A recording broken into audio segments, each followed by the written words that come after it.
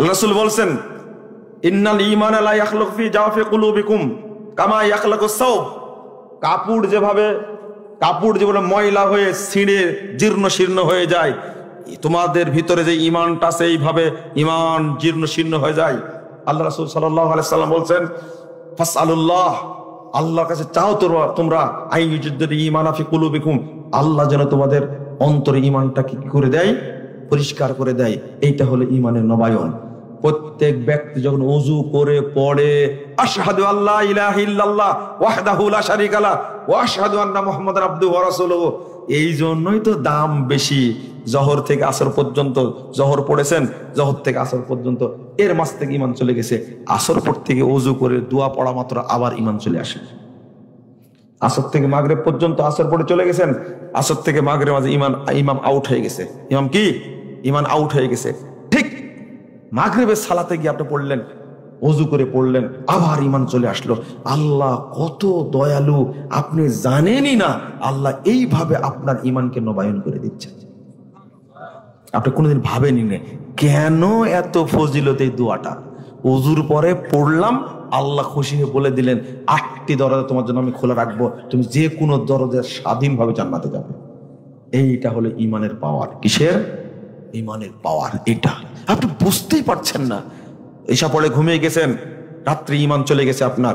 ফজর পড়তে গিয়ে আপনি আবার ওযু করে যখন পড়লেন, আবার ঈমান ফিরে আসলো। এই জন্য হাদিসে আসছে, লাক্কিনু মাউতাকুম লা ইলাহা ইল্লাল্লাহ, তোমাদের মৃতদেরকে লা ইলাহা ইল্লাল্লাহ তানকির করাও। মাউতাকুম, মৃতদেরকে।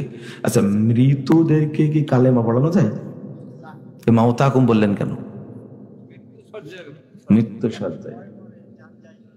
তাহলে আধা ঘন্টা আগে না,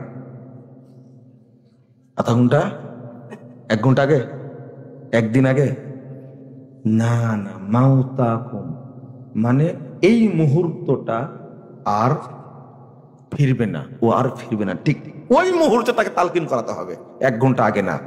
মানে সেকেন্ডে ঈমান চলে যায়। মৃত্যুর আগ মুহূর্তে পড়তে হবে লা ইলাহা ইল্লাল্লাহ, তাহলে জান্নাতে চলে যাবে। 1 ঘন্টা আগে না, 5 মিনিট আগে না। বুঝেননি কথা? 5 মিনিটের মধ্যে ঈমান চলে যেতে পারে না। মরার আগে বলছে যে বাপ পড়েন লা ইলাহা ইল্লাল্লাহ, ধর মরে যাচ্ছি, কি আছে ঈমান? এই জন্য। আর আল্লাহর হিকমতটা কি? আল্লাহ কিভাবে বান্দাকে সহযোগিতা করেন দেখেন। নোক্তাওয়ালা হরকত উচ্চারণে ভারী, নোক্তালা হরকত উচ্চারণে ভারী, কিন্তু লা ইলাহা ইল্লাল্লাহ বাক্যের মধ্যে একটাও নোক্তালা অক্ষর নাই। ছেঁচড়া মেসরা করে যদি খালি জিহ্বাটা ঘোরায়া বলতে পারে লা ইলাহা ইল্লাল্লাহ, শেষ মুহূর্তে আল্লাহ তাকে জান্নাত দেবেন। আল্লাহর হিকমা, আল্লাহর কত ভালোবাসা বান্দার প্রতি। কিন্তু বান্দা এতই নিমুখ খারাপ, এতই খারাপ।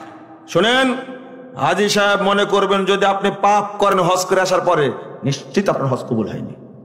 হাজী সাহেব নামাজই পড়ে না, হাফিজ সাহেব নামাজই পড়ে না,